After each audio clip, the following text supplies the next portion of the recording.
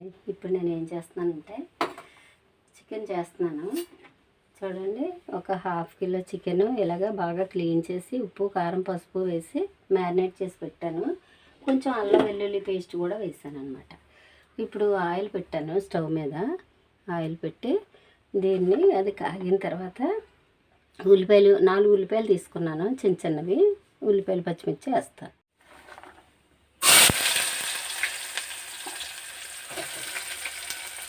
ఇగురు కర్రీస్ ఇలాగ చిన్న డేక్ష అంటారు దీన్ని.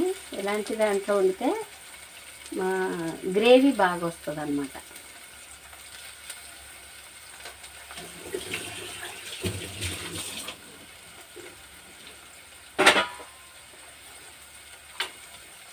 దీన్ని బాగా వేయించుకుందాం.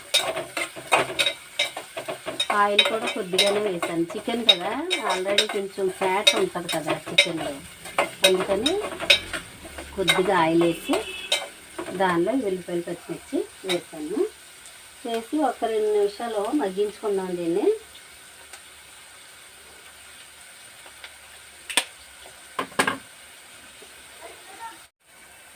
ఇప్పుడు ఇలా ½ వరకు అంటే ఉల్లిపాయలు ట్రాన్స్పరెంట్గా అయిన తర్వాత మనం ఆల్రెడీ మ్యారినేట్ చేసి పెట్టుకున్న అల్లం వెల్లుల్లి ఉప్పు కారం పసుపు వేసాను అనమాట. దీన్ని వేసాను.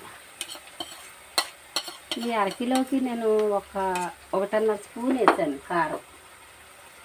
ఉప్పు మనకు సరిపడా వేసుకోవాలి. అంటే కొంతమంది తక్కువ కొంతమంది ఎక్కువ తింటారు కాబట్టి దాన్ని దృష్టిలో పెట్టుకుని వేసుకోవాలన్నమాట.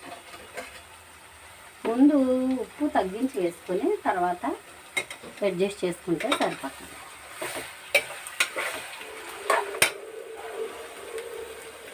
ఈ టెర్రస్ మీద నుంచి పచ్చి టమాటాస్ తెచ్చాను కదా, ఈ పూట పచ్చి టమాటాస్ చికెన్ చేస్తున్నాను. ఇవి కడిగి ముక్కలు తీసి వేస్తాను. కిలోకి ఇవి సరిపోతాయి. ఇవి చాలా పుల్లగా ఉంటాయి. ఇప్పుడు ½ కిలోనే కాబట్టి చికెన్ నేను 1 స్పూను చికెన్ మసాలా వేస్తున్నాను. ఇది అంటే నేను ఎప్పుడు ఇదే వాడతాను. కొంచెం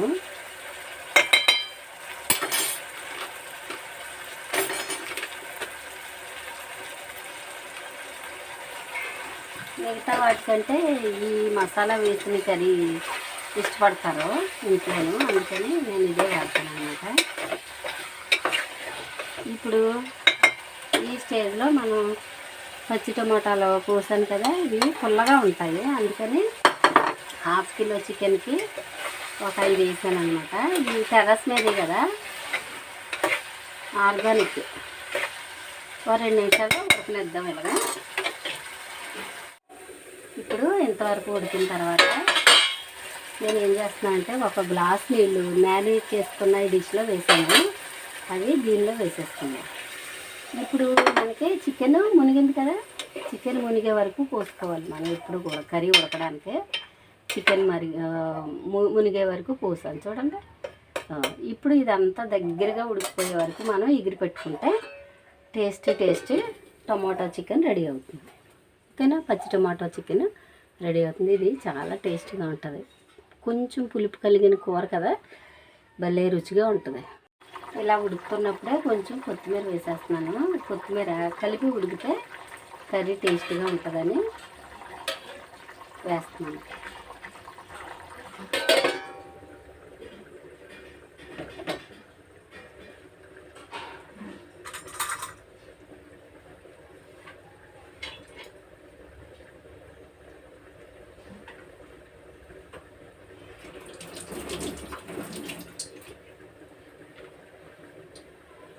ఒకసారి చూద్దాం.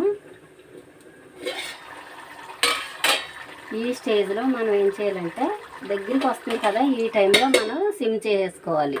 స్టవ్ సిమ్ చేసుకుని అది పూర్తిగా దగ్గరగా ఎగిరిపోయే వరకు ఉడికించుకోవాలి. ఓకేనా, ఫైనల్గా చూపిస్తాను. ఫైనల్గా అది ఎలాగో ఎగిరిపోయింది చూడండి, ఇంతవరకు ఎగిరిపోయింది. ఇప్పుడు మనం దీన్ని ఈ స్టేజ్లో ఆపేసుకుని ఒక 2 మినిట్స్ తర్వాత సర్వ్ చేసుకుంటే ఎంతో టేస్టీ పచ్చి టమాటో చికెన్ కర్రీ రెడీ అవుతుంది. ఓకేనా, మీరు కూడా ఇలా చేసుకుని తిని హ్యాపీగా ఉండండి. స్టవ్ ఆపేస్తున్నాను. ఈరోజు మల్లెలు తర్వాత మల్బరీ ఫ్రూట్స్ బాగా చక్కగా తయారైనాయి చూడండి. తర్వాత 4 మిరపకాయలు వచ్చాయన్నమాట టెర్రస్ మీద నుంచి.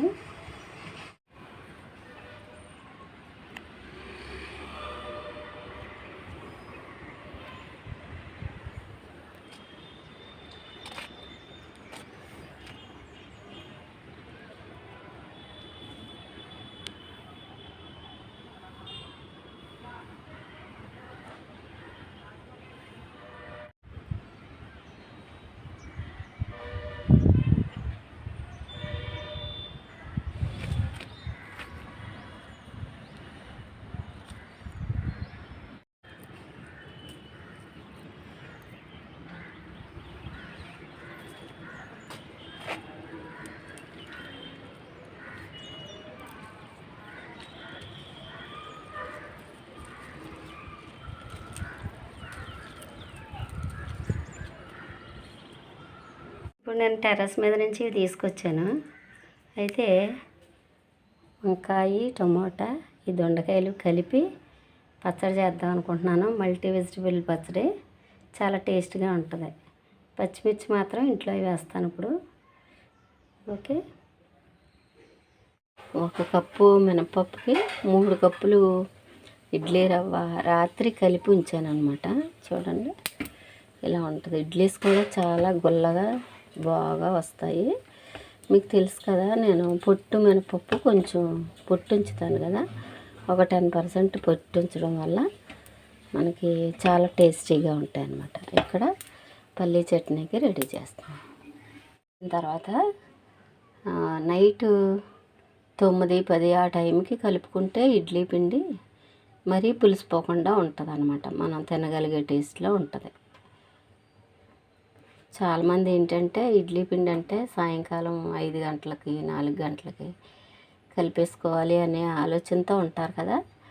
ఈ సమ్మర్ త్వరగా పులిసిపోతుంది. అందుకని కొంచెం 9-10 నైట్ ఆ టైంకి కలుపుకుంటే మార్నింగ్ చక్కగా 7 నుంచి మనం ఏ టైంలో వేసుకున్నా చాలా టేస్టీగా కమ్మగా ఉంటుంది అనమాట. మరీ పులిసిపోదు.